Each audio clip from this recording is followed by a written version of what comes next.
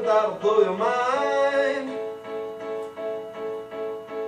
Nilsson sings the songs of new men, melodies old, and I swear that it'll make you cry.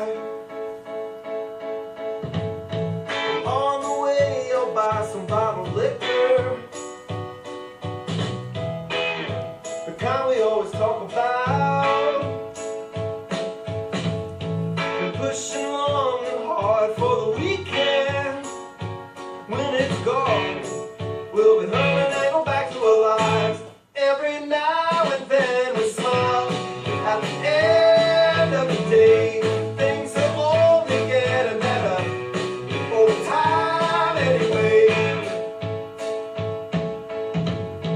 When I close my eyes, a lot is moving, going over all the things I've said. Yesterday is turned to nothing, except clutter in the back of every side of my mind. And worried lots with what they're saying, and I'm hardly straight with what I'm told. Right, this phrase has been forgotten, and you never know when they're gone if they were real alive. Every now and then we smile at the end.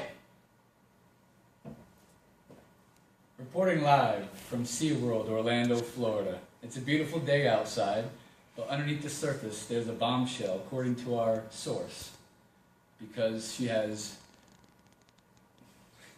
gonna, she's gonna drop explosive information on what's going on behind the scenes. So according to Madison Welltrainer, there is an abundance of mixed information being reported regarding what goes on behind the scenes of parks showcasing animals since the earliest zoos and circuses on record. Today is different.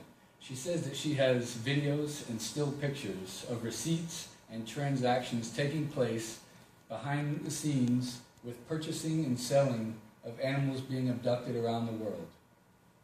Even more atrocious is the blatant disregard for laws that are being ignored in the housing of these animals, which only adds to the already evident malnourishment. Madison Welltrainer really loves her job. She likens it to being a pro athlete or an artist or even a veterinarian of sorts. She's very passionate and she feels like she's really the best at what she does. And I want to inform the audience of that revelation so that understanding the magnitude of her putting her career on the line in order to do what she feels is right can be made abundantly clear. And whether the outcome of this interview is positive or negative in regards to her viewpoint as far as the abduction of animals in captivity, this could mean a termination of her employment.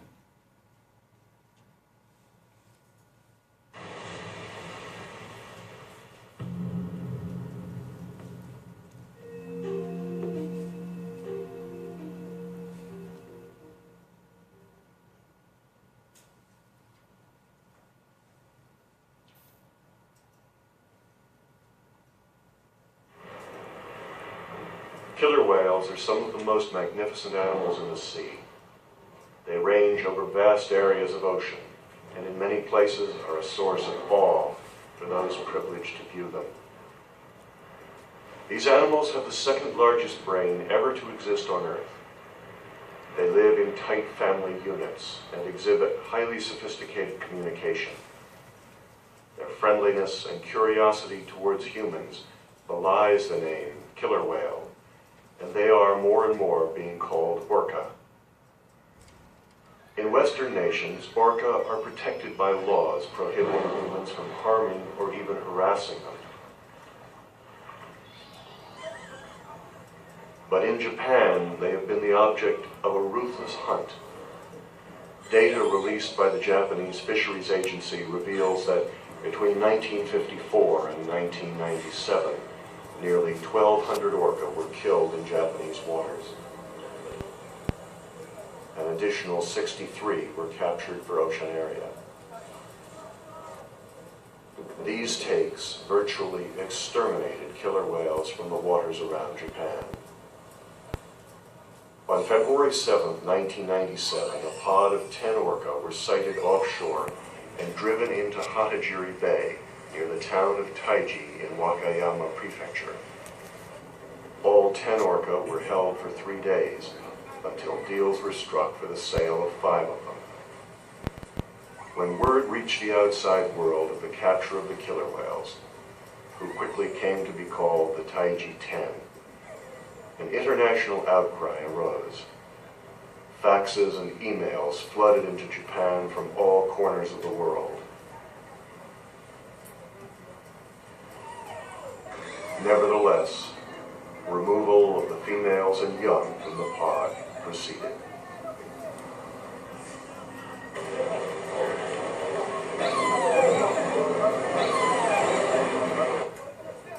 The young orca emitted distress calls constantly throughout their ordeal.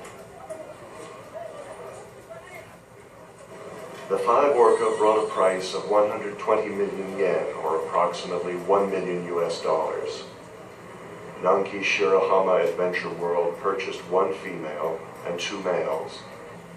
Taiji Whale Museum bought 1 female, and Izumito Sea Paradise purchased 1 female.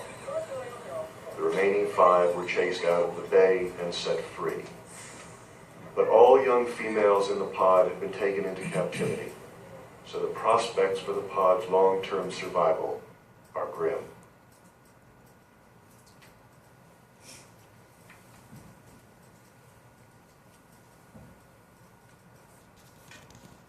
Here, Madison Whale Trainer has gained access to files that show proof of previous marine animal abductions, not just by money, but also images that these sickos must have taken.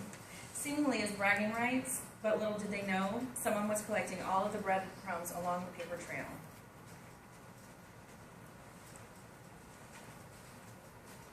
Hello, and I am Madison Whale Trainer. And I have here files, many files, that I have taken and copied of SeaWorld. Okay, first off, these whales, they're not injured and they take them into captivity to save them. They kidnap them. One of the first whales is Tikium. He's 32 now, and he was captured at the age of 2 by a marine cowboy. Also, the first ever orca show was performed in 1965, and a female orca named Shamu was taken to SeaWorld, and his mom was shot right in front of him, and then they took him away. Ted Griffin was responsible. His partner was Don Goldsberg, and they're the ones that sold Shamu to California, to SeaWorld. And the other whales, they killed 4 other whales, and what they did is they cut open their bellies and filled them with rocks and anchors and tied them all together and sank them to the bottom of the ocean so nobody would find out. But it leaked out, and they can't hide that. Also, all these orcas have sunburns all over them, and you can't see them because of a chemical they put over them, plus their black skin. These animals are used to being into the really deep depths of the ocean, and they're in like the maximum tank at SeaWorld is 40 feet. They swim 100 miles a day. They're used to shady areas, like the water's cold. Florida sun, not cold. Also, orcas choose mates in nature. Like, they're like people, how we love each other and like find mates and reproduce. That's what orcas do. They have mates and they're just like people in that way. And when they're in captivity, they take the females and they artificially inseminate them, and sometimes they'll even have them mate with their sons. And this part is so disturbing, like it's hard to talk about. It like my skin crawls. They take the male orcas and then turn them over, and they have their trainers masturbate them and take their sperm and artificially inseminate the females. It's really disgusting. These people are sickos. It's also very unsafe for the whales to be in these proximities. They have rust and all these things falling, and they don't take care of it. For years, the tanks were cracked, and they didn't fix them. They just let them be that way until people finally started recognizing and doing something about it. So that's working on things. More than 100 incidents of orca aggression at the parks, often resulting in injuries, human, and even causing one death by bleeding internally of a trainer. following 2000 tick by an orca trainer at SeaWorld in San Diego, Division of Occupational Health concluded that it was only a matter of time. People know that this is going to happen. People know that having these big giant creatures that are wild creatures being in a small little box, that's not going to work out for anybody. It really doesn't work out for the whales, and they're angry. They don't want to be there. They're sad. Orcas in captivity have a shorter lifespan. Females have a range to live 80 to 100 years in the wild. When they're in these captivities of SeaWorld, they live at max 35 years. At max. 100 years compared to 35 years. And for males, it's 30 to 50 years, or 60 to 70 years for males in wildlife, but again, 30 to 50 years in captivity. In captivities, males, their dorsal fins happen to collapse. By their male growing time, when they're adults, their fins have collapsed. And I'm very emotional right now, from the video, watching that stuff. It's a baby crying. This is not normal. I don't know why people think this is normal, how it started off this way.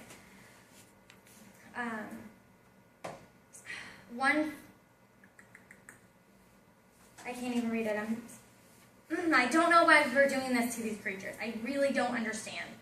Trainers often have no experience. These are just normal people. You could go get a job at SeaWorld and train this whale. You know nothing about this creature. Nothing. And you're just going to work with him every day to put on a good show. They're not required to go tell people, oh, and this happens in the wildlife, and then they're free to roam. They don't want you to know that stuff, because if you knew that stuff, you would be mad. They want to put on a good show and make these creatures do tricks. On January 11, 2012, the USDA issued an official warning to SeaWorld San Antonio for its repeated failure to provide drain corners and one securely fastened order to minimize the potential risk of animal entrapment. A validation that resulted in the death of a sea lion in March 2013, prompted by PETA's complaints about a child who had often been bitten by a dolphin at SeaWorld. People are going there and warning them that they need to get this stuff fixed, and they're just not doing it. Dolphins don't like to be in these small proximities. They get very stressed, they're biting children, they want to be free, they want to roam, they're not... Dolphins and gorillas are the closest thing to people. Do you want to be put in a cage into a little, what is that thing called? A little timeout little box and have people pet you and throw your food at you? I highly doubt that. I highly doubt that would make you happy. SeaWorld confines these dolphins and these whales in these small little spaces. They have so much money. It's like Disney World. People go there all the time, just for a day. It's $100 for a day. You know how people just have a day pass? How much food costs? It's $12 for a hot dog. That hot dog cost to make that hot dog was $1. Large Coke, $7. So that's $30. Come on. They, all that stuff adds up. They have the ability to make these tanks and make waves and make everything better for these creatures to just have an okay living environment. And they don't do it because they don't care. They're hurting these creatures. They shouldn't be doing this. And lately, they've been feeding them these fish, the most rotten, disgusting fish. When I'm throwing these fish to them, I'm like this. And then I got them on my face, and I still smell like rotten fish. It's disgusting. It has red and, it's gross. I don't want to think about it. It's a good thing they don't have feet because they're looking pretty zombie-like. Or mouth's big enough to bite.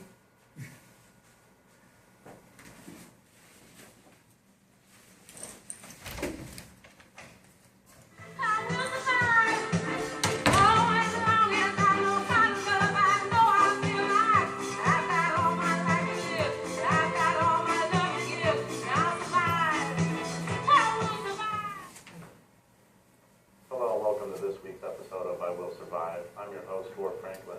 I'm sitting here with Dr. Tommy Dawson, author of best-selling book, I Am Zombie. Doctor, how are you today? Doing splendid, Gold. Thank you for having me. This book is a fantastic read. I picked it up the other day, could not set it down. Thank It's you. fantastic. Great.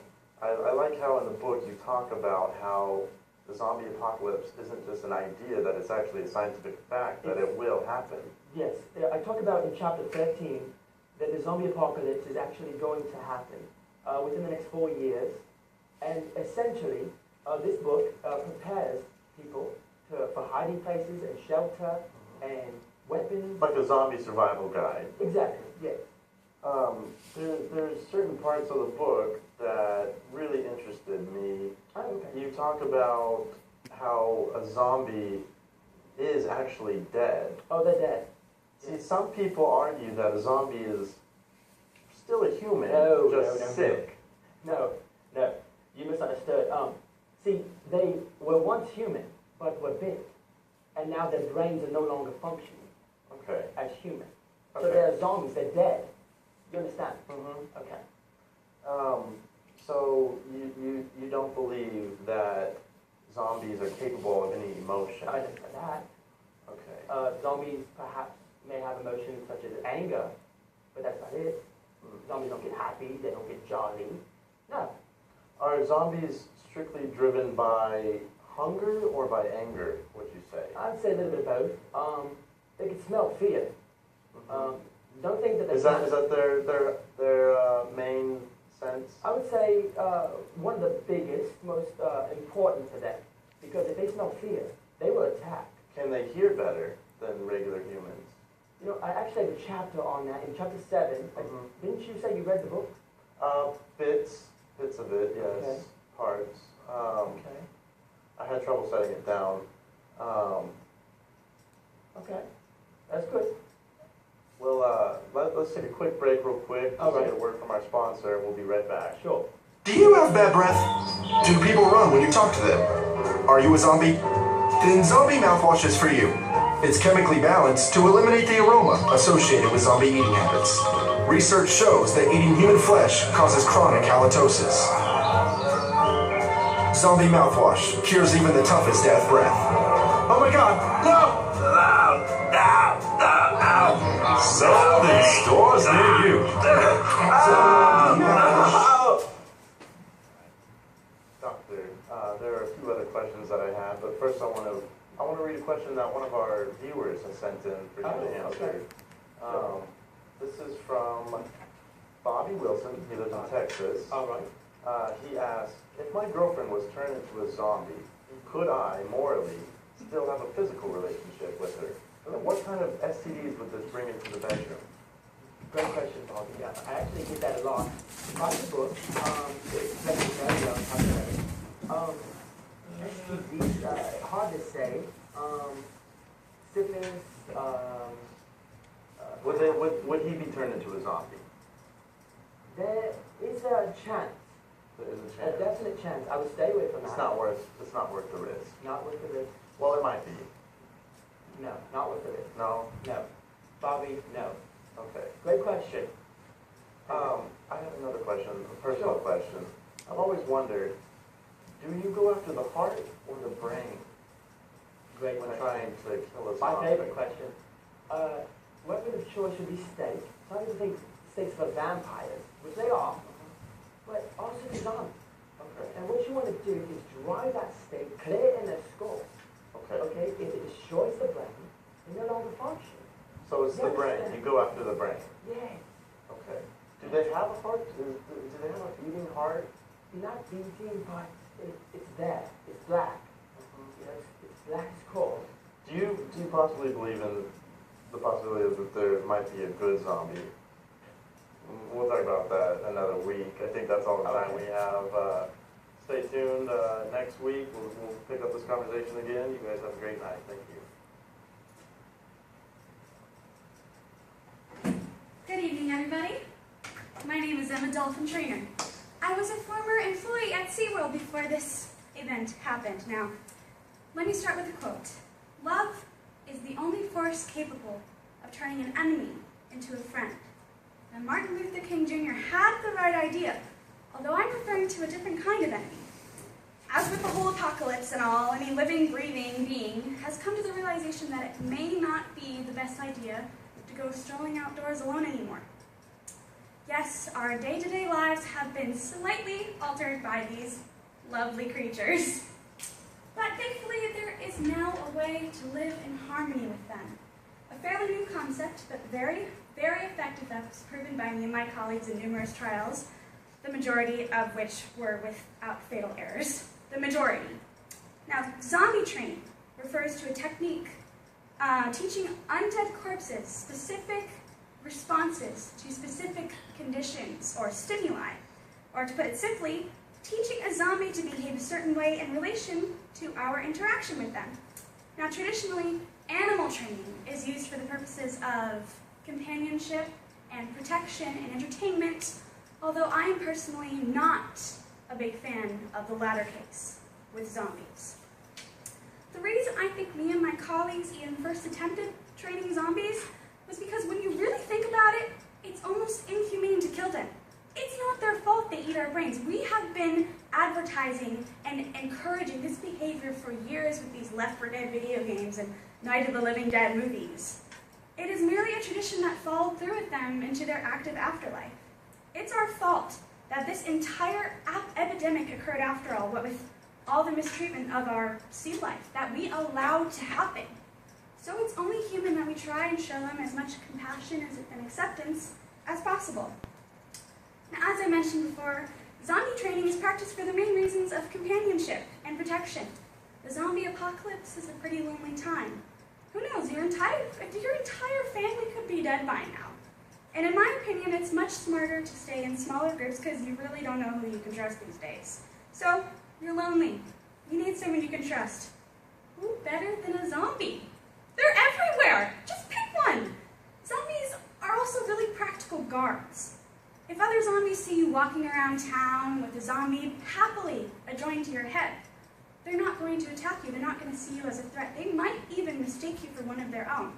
I mean, they're not the brightest of creatures, right? Your zombie may even grow to love you so much as to attack their own kind if there ever was such a threat to your life. How beautiful is that? The process of training your zombie is simple and can be completed in just 3 steps. The first step is trust.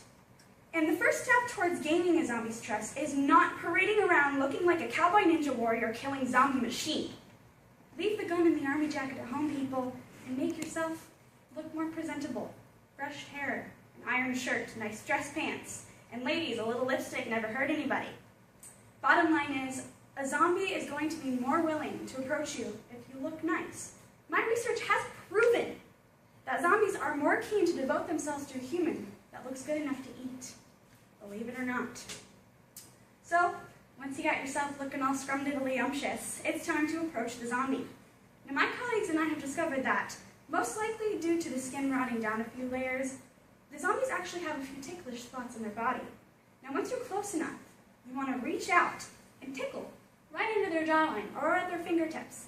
And they'll enjoy this for a moment, and then they might become a little apprehensive, so you want to back off right away, as abruptly as possible. And this will show them that you don't mean them any harm, and hopefully they'll start to follow you as they're intrigued by your kindness. And at this point, it's your choice as to whether or not you're going to let the zombie into your home once it's followed you back. Now, if he doesn't have the look or the smell that you were kind of looking for, go out and try it again. When you finally found your ideal zombie and you've let him into your home, you're going to want to create a really comfortable environment that will continue to nurture those feelings of attachment. So yes, you're going to want to let your zombie live with you. Now, this close contact, it ensures a lasting trust. But make sure not to keep any guns or knives visible in your home, as this may upset your zombie and cause him to lose that trust that you've worked so hard to gain. And you're going to want to start doing everything with them. Take him out for walks, read books together, watch some TV, let him watch you brush your teeth. You might even want to try brushing his. Whatever you can to keep him constantly involved in your day-to-day life. Now, there's still the issue of food. And there's really no getting around the fact that zombies eat brains. This is where step 2 comes in. Now, my colleagues and I, we worked tirelessly trying to find an alternative to brains. But alas, it was right under our noses the entire time. Squid! These little babies have almost the exact same texture and the nutrients that provide the nutrients to help keep our zombies from decaying so rapidly. Now, it's a bit of a challenge weaning them off of the real good stuff, but it's not impossible. What you're going to want to do is use positive reinforcement. Now, when your zombie starts to get hungry, feed him a squid. And once he's gotten it down, reward him with a little bit of the brain that you might have picked up from some of the corpses lying on the streets. Start with equal parts of food, and then slowly decrease the amount of brains until your zombie becomes completely reliant on the squid. Brains can now be added as a special little treat, if you want to spoil your zombie a little bit, but try to stick to the squid. Now the final step involves turning your zombie into a fully functioning member of society. Well, what's left of it anyway. The best way to do this is to teach your zombie to not attack innocent people. Even with all of your effort put into forming, that personal relationship, when you're out and about, your zombie is still going to feel that urge to attack. It's in their nature. Taming him not to attack other people is a risky business. Ideally, you would want to help him develop positive relationships with all humans. But, unfortunately, there are still people out there who take the pleasure in the slaughter of these innocent creatures. So, therefore, the best you can do is to teach them to not approach strangers in the first place. And what you're going to want to do is use negative reinforcers to guide them towards the desired behavior. And in order to do this, you're going to need a water gun or a spray bottle. This is my zombie no-no spray. And you may be reluctant to do so, but you're going to have to let your zombie roam free in a quarantined area. Stay nearby and watch him closely, but you're going to allow somebody who has volunteered, a close friend, hopefully you have a few left, and you're going to let them kind of go into this quarantined area with the zombie, and you're going to want them to try and get the zombie to attack them. Now once your zombie approaches them, come up behind him and surprise him with a little squirt. Do the same with various volunteers so they get to know, different types of people, and eventually your zombie will become reluctant to approach strangers. Just be sure to keep that water bottle, water gun, whatever it is you might use, out of sight when you're with him because it might diminish some of that trust. And that's it. You've got yourself a devoted companion and protector for the apocalypse. Seems too easy to be true, right? Well, then let me demonstrate some of the steps. This was my colleague and very close personal friend, Madison Whale Trainer. She was one of the first zombies that we ever successfully trained. And as you can see, she is completely comfortable around me. See, I can come up right to her. She doesn't want to bite me. Tickle her. See, she's almost affectionate. Now, the next step, if you will, please.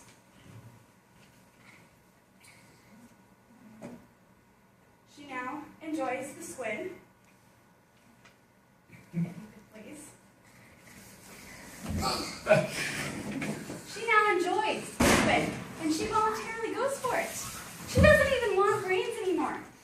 And, like I said, she is also almost completely reluctant to approach strangers. Almost completely reluctant. And basically, like I said, she's almost. It's an ongoing process. And there you have it. Your zombie companionship may not last a lifetime, but, our days are pretty numbered as it is, so, yeah. You can thank the people who mistreated our sea life for that one.